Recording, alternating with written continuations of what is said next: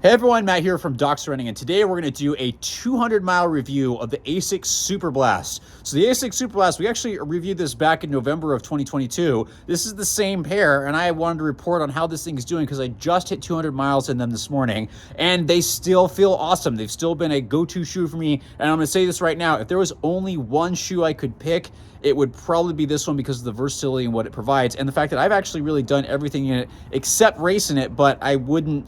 If this is the only shoe I could choose, it would be something that I would definitely be okay doing. I know it's not technically race legal in terms of the stack height, but someone like me, I'm not elite, so the rest of us will get away with this. So it's been an awesome shoe. I do want to show you the durability right away. Again, I haven't had a shoe last 200 miles without any outsole lost in I don't know how long. This pair was sent to me by ASICS. I was going to buy another pair because I really enjoyed them so much, but I haven't had to because, again, I've just been able to keep putting miles and miles and miles on them, and they've done good. It's been a shoe that I've continually go back to, especially for long runs, especially when I want a ton of stuff underfoot for like a long up-tempo run, but I maybe don't want to use the stiffest super shoe out there. This is a super trainer, and it's done really, really well. So just reviewing some of the specs, men's size 9, women's size 10.5 is coming in at 8.4 ounces. The stack height is 45.5 in the heel, 37.5 in the forefoot for an 8mm drop. Tons of stack height. Again, not that technically race legal, but again, for most of us, that doesn't really matter.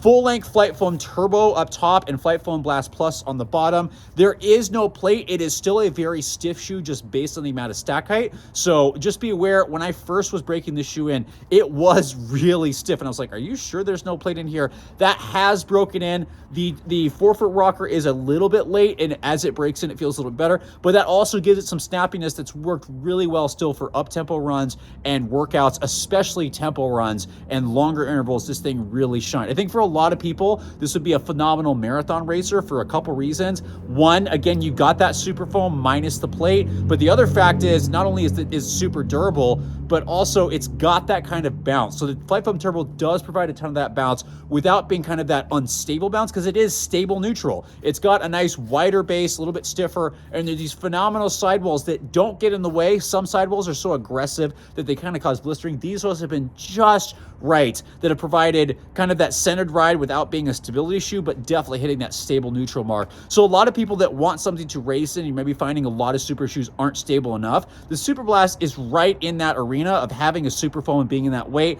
minus the plate, but still being very stable neutral and doing a really, really great job. So if I didn't know it was coming at me, I would probably grab this shoe if I had to do a marathon tomorrow, just because it's something that I can definitely rely on and I trust it and I have enough miles in it. And I would still choose it at 200 miles. It's still got bounce. Again, as I said earlier, not as much bounce as when I first started, but the durability of the shoe is awesome. 200 miles, the outsole hasn't come off. It's still doing super well, and it still feels really fresh. What I think needs a little work is the upper. The upper has still been good. It just is a little, it tapers a little quick in the forefoot. There's plenty of room for me in the forefoot, the midfoot, and the heel. It's good. I also like there's a moderately flexible heel counter. There's still one there, but there's so much padding it doesn't get in the way.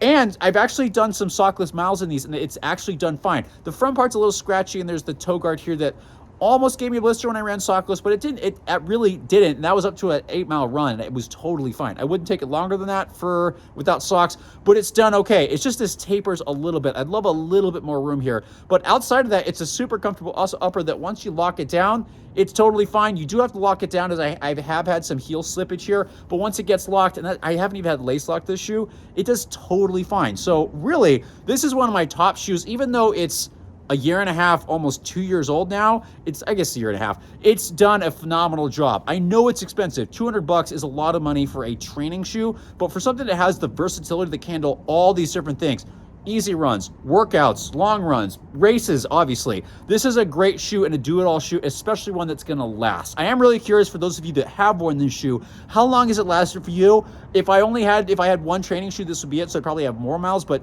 be aware that I do have to test a lot of different things. So for me to get this into 200 miles is a big deal. I know I keep saying that, but that's my 200-mile review. Probably one of the best shoes. If I was going to buy something, I would happily spend $200 on this thing, and you can find it on mile discounts throughout the area. But ASICS, my warning to you is do not screw up version 2 of this shoe. I think I would suggest maybe an upper update, a little bit more room up in the toe box forefoot, but outside of that, unless you're updating the foam to something even better, don't touch it and don't screw it up.